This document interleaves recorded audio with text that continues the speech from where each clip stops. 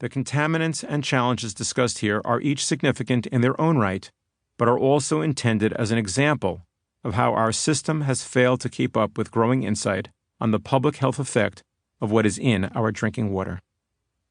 Even a casual look at this book will make clear that there is hardly a reference to the drinking water of other countries.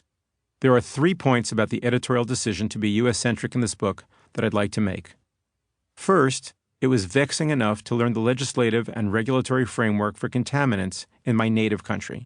Learning the same for several other countries would have delayed my efforts in getting this book out, something I was reluctant to do given the problems I believe need fixing in the U.S. Second, the water quality of countries outside of the U.S. has a serious impact on our health.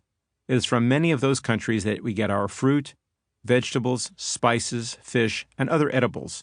When we eat those foods, we are importing the drinking water health codes of those countries. And third, it would be an honor if authors in other countries wanted to use this book as a template for a book of their own about their country's drinking water.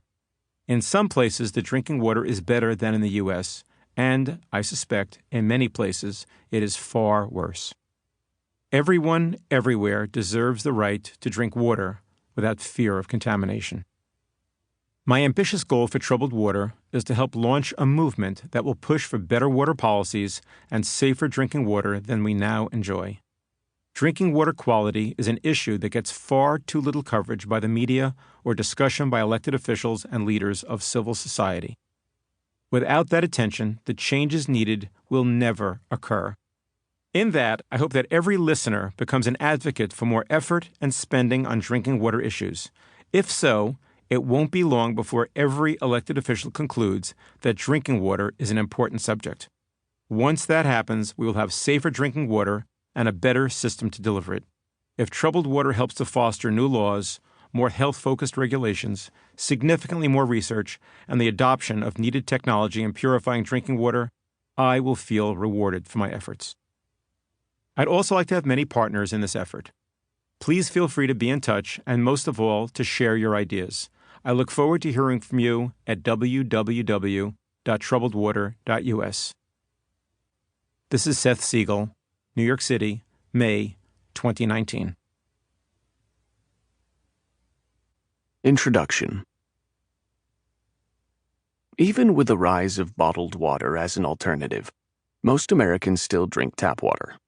While there is generally no immediate mortal danger in doing so, the worry among respected scientists, several of whom the reader will meet in this book, is that contaminants often found in drinking water are disrupting the body's systems. Among other problems, some of these contaminants have been shown to cause cancer and cardiovascular disease, lead to hormonal disruptions linked to long-term health problems, harm children's brain development, and, possibly, trigger changes in our DNA that could later affect a child or grandchild. Contaminants of one kind or another have been getting into our drinking water for many years. If previously much wasn't done about chemicals that would find their way into tap water, it could be explained away by saying that we just didn't know what was there.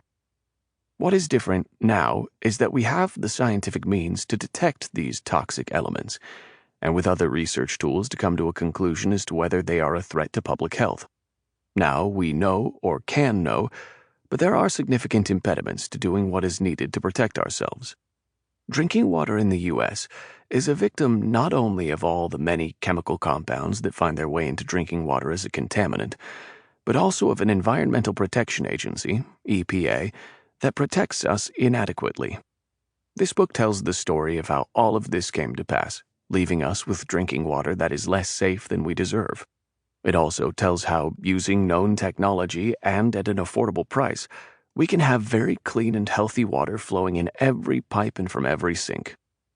The drinking water system we have today is the result of a failure of vision and a lack of technology, but also of institutions that, in their lethargy, in their adherence to the status quo, in their elevation of cost containment over public health, in their bias toward keeping chemicals in commerce as much as possible, have failed the public they are in place to serve.